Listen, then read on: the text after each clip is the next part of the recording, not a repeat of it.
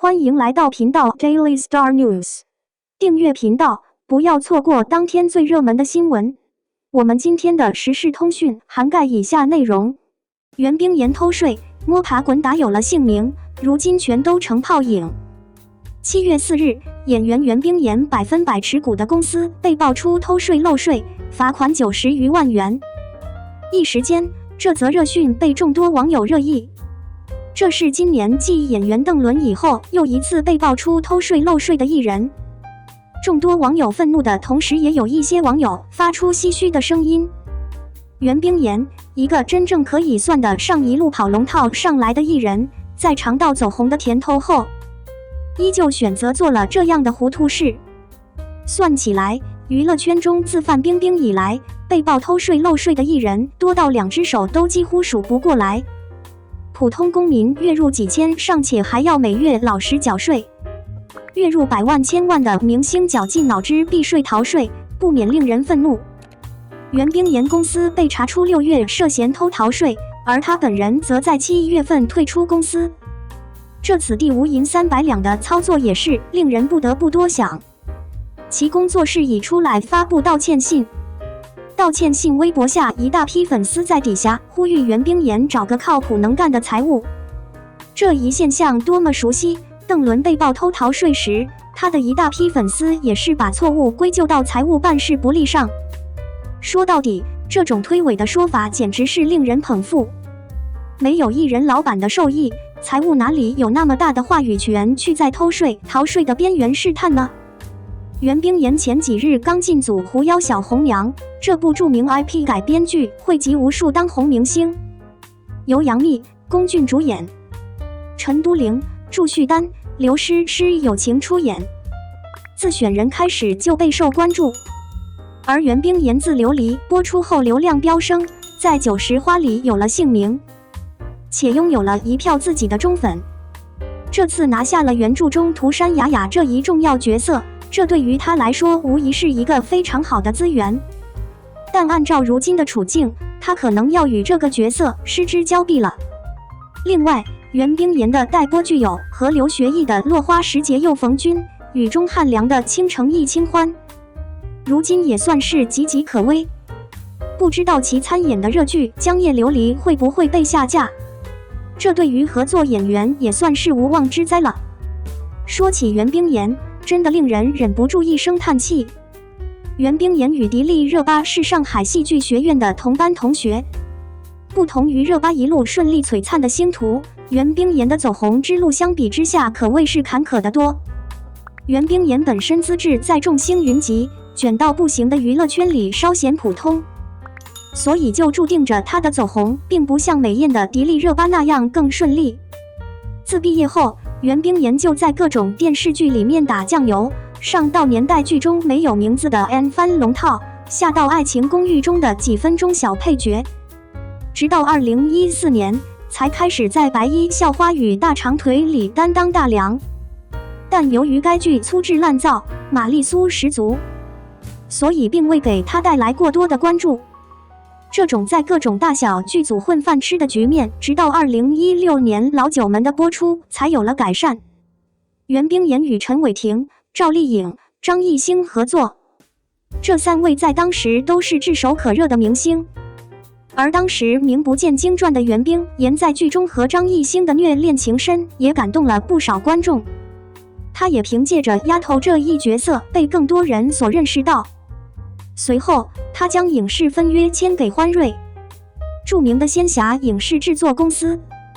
后续又出演了《江夜》里温柔有力量的莫珊珊琉璃中前期单纯可爱，后期黑化霸气的楚玄机。尤其是琉璃，直接把他送到了90后2线小花的位置，也拥有了一批忠粉。但细究袁冰妍为了走红，也是做了一些糊涂事的。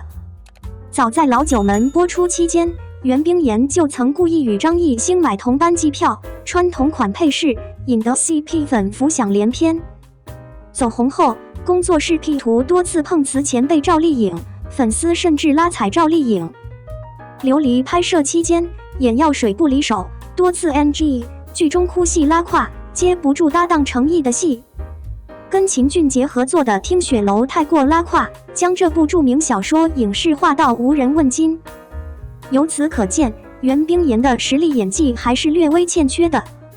但在同龄女演员中，这也不算什么大事。但如今，她却触碰到了法律的红线，也是令人唏嘘。白白葬送了自己的大好演艺生涯。你觉得袁冰妍的这一操作可惜吗？02，袁冰妍被全网抵制，作品或将受影响，事后诸葛行为一律不买账。这2年娱乐圈中翻车的艺人有太多了，而且很多行为都是让网友无法接受的，很多行为都涉及到了道德和法律的底线，因此很多艺人都被大家彻底抵制了。近期袁冰妍的公司也被查到偷税漏税，相比较之前的艺人，他的数额是稍微小一些，但是这种问题就是原则性的，与金额没有关系，因为事件本身就已经足够让大家失望了。虽然事件曝光之后，袁冰妍立刻退出了相关的公司，目前最大的股东已经换成了其他人，但是这样的行为也不足以让网友们原谅。对于这一类事后诸葛的行为，网友们一律是不买账的。袁冰妍是欢瑞世纪的艺人，在娱乐圈中打拼了很多年，但其实一直都没有一个爆火的机会。自从出演了《琉璃》之后，她的热度一路飙升，后来有出演了很多部担任女主角的电视剧，目前还有多部电视剧待播，但是目前她的负面影响也很有可能影响到这些作品的进度。袁冰妍走红之后，路人缘还不错，而且她对待作品的态度一直都是认真负责的，这2年拍摄的作品口碑也都还不错。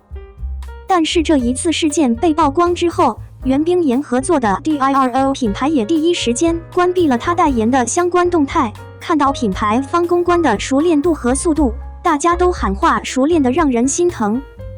现如今选择代言人绝对是一场风险投资，稍有不慎就会因为一些负面新闻影响品牌的口碑。如果是一些名气比较大的品牌可能还好，但是对于一些小品牌来说，选择好的代言人可以说是制胜法宝了。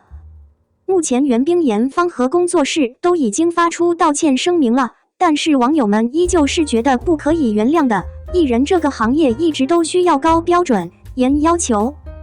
这一次也有网友给出了袁冰妍税款的具体明细，他个人拿到了几百万的工资，但是却连1/5的税款都没有按时缴纳。在网友看到这样的金额，是很多普通人都难以企及的。让大家更关注的是，袁冰妍曾出演过的影视剧，包括《琉璃》《祝清好》等，都是热度比较高的作品，但是如今都面临着可能下架的风险了。除了已经播出的作品，还有一些待播剧也因此受到了影响，其中就包括最近热度比较高的《狐妖小红娘》。这部剧在选角的时候就备受争议，一直到最后确定都备受关注。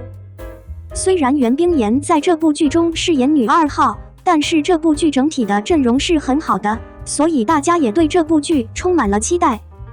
最近男主角龚俊还在社交平台上晒出了4张腹肌照，不得不说龚俊的状态真的太好了，而且一直都保持得非常好。看过龚俊的状态之后，大家更期待这部剧能够早日和大家见面了。